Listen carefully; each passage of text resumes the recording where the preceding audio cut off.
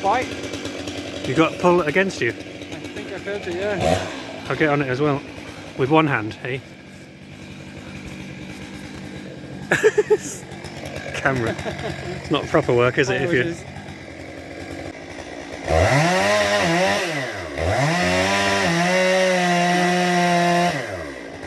Yeah.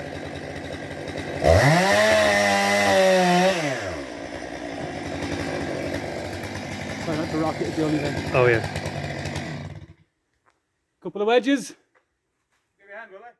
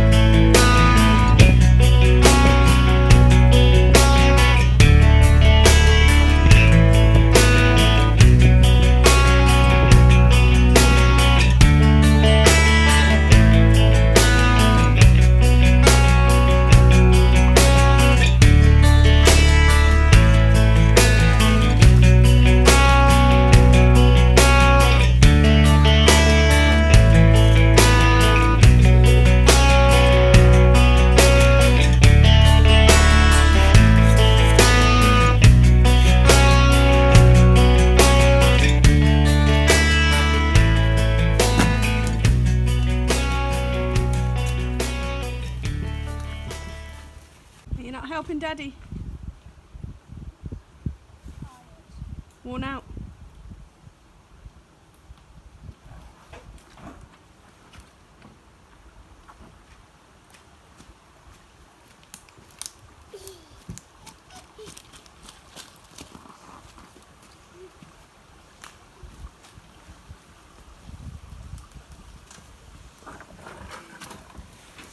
What have you found? That's the wall of that shed that blew off sometime in the past, and it's now a mess. I can walk through here once I've got the sheeting out of the way. Are you finished now? This bit for now. There's more to do. Always more to do. Anyway, the robin's coming to check it out and make sure we've done it right. It's going to eat all those wood lice we found. Yeah. So, cutting things down. What have you done? That's the brash pile. There's what used to be overgrown So the laurel was that high all the way along. and it's no longer there. It's in two big piles. We need to get rid of somehow, probably shredding it, tripping it. So, yeah, spruce trees. Like, We've decided one. to take those down. There's one there still. There were three, now there's only one. And they're Sitka spruce, and the reason for taking them down is manyfold. So they take a lot of light out of the front of the building. They are a potential danger in the wrong direction wind of falling over and damaging the house.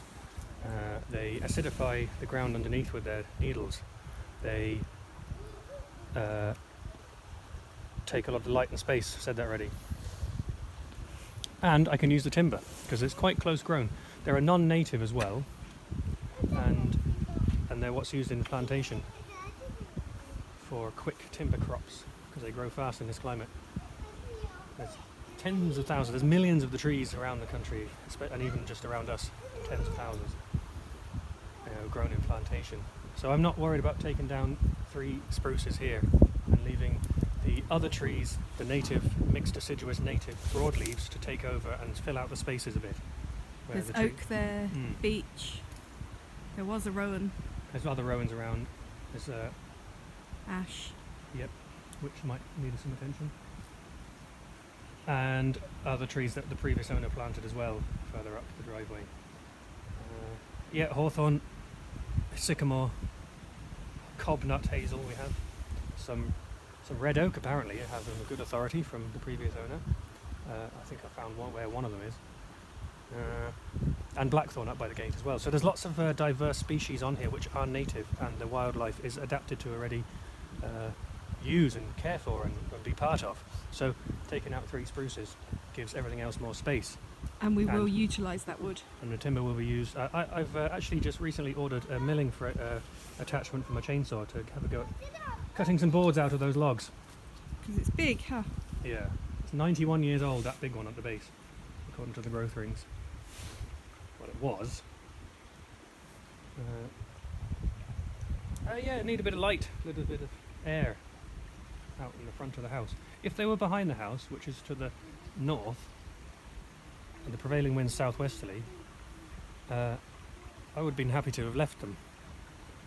But being in front, that's the sort of the windward side where they blow onto the house, and well, for all the reasons I already said. Would they have been planted there? Oh, almost certainly. They're For not what purpose? self-seeded. For shelter? Probably put in as, along where the So, hedge was. like 100 years ago almost. Mm. Yeah, or 80 or 90 years ago for the other two. Yeah, 2 of them are in line with the old hedgerow, or bank in front of the house. Now, that's fine. You can leave them grow them for a bit, but then as shelter right to the southwest, bang on, perfect. But then they got too big for this proximity to the house, Yeah. to the building. They could have fallen on the building. If there was a bad wind from the wrong direction, because usually the storms will be southwesterly. If there was a southerly one or a different direction one, it could cause them to fall, especially if it had been very wet beforehand. They haven't fallen in 80 years. There is that as well. Yeah, that's true. Yeah, so most of the trees Look don't how fall many down. years they haven't fallen down for. That's something to be said for in a broader picture as well. In most storms, most trees don't fall down. So don't necessarily cut them down anyway. But we're there's going to work hard to preserve this building, so... And there's many other reasons to cut them down aside from the danger to the building, which is one of the ones, of course.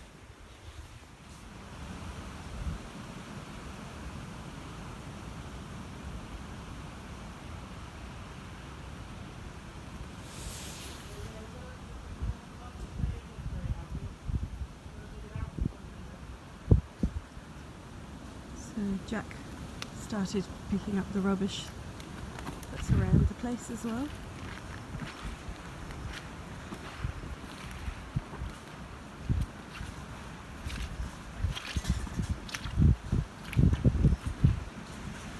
And digging out the drains.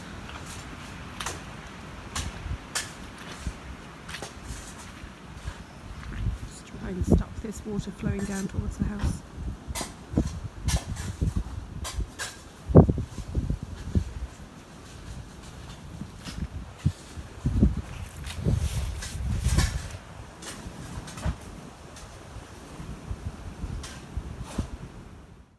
If I just cut a temporary or a little channel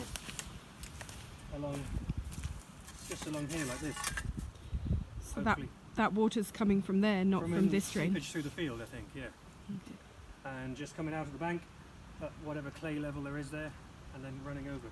So if I can channel it into the side of the drain here, it'll just hopefully just have a little bit of effect.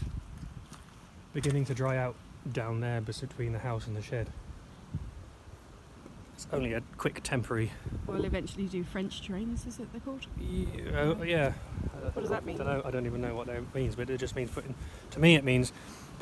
digging a ditch and maybe putting a pipe in and filling it with percolating or clean gravel, so that the surface water can run into it, and a perforated pipe in the bottom that channels it away. And luckily we have a nice big stream bed both sides of the house To go into. Yeah. No lack of water here. What? No lack of water here.